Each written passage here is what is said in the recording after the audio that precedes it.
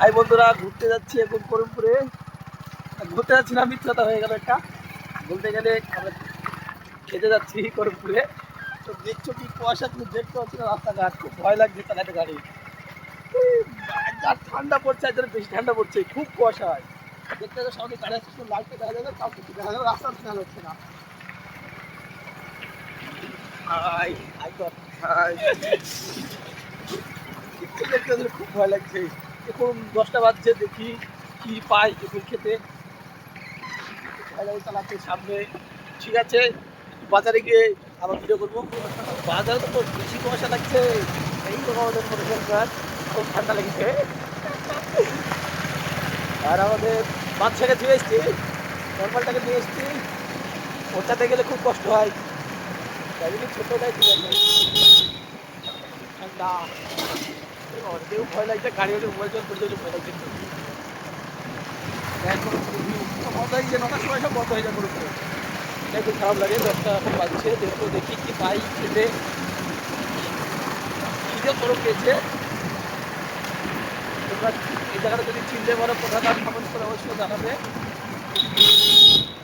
ঠিক আছে, আবার তোমাদের বাজারে পুরোটা দেখাচ্ছি। অবশেষে করমপুর বাজারে চলে এসেছি আমরা।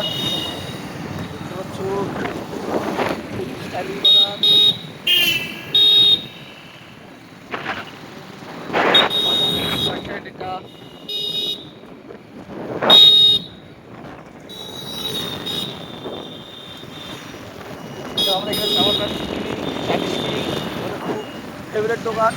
অনেক কথাবার্তাও ভালো, দাম ঠিকঠাক নেয়।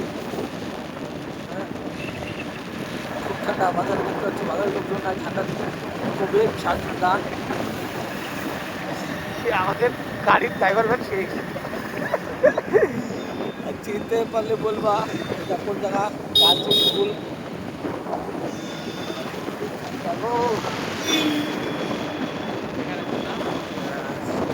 আমাদের খাবার সুন্দর লাগে। হাতে হাতে হাতে হাতে হাতে হাতে হাতে হাতে হাতে হাতে পেটুক।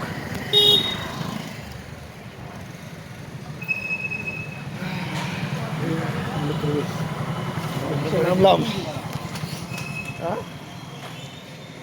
এদিকে চলে এসেছি। খুব দেখতে পাবো, খুব সুন্দর জায়গাটা, খুব হেভি লাগে। কেরে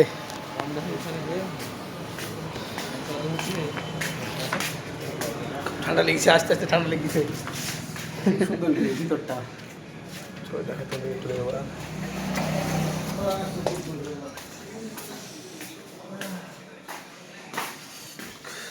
সুন্দর জায়গা।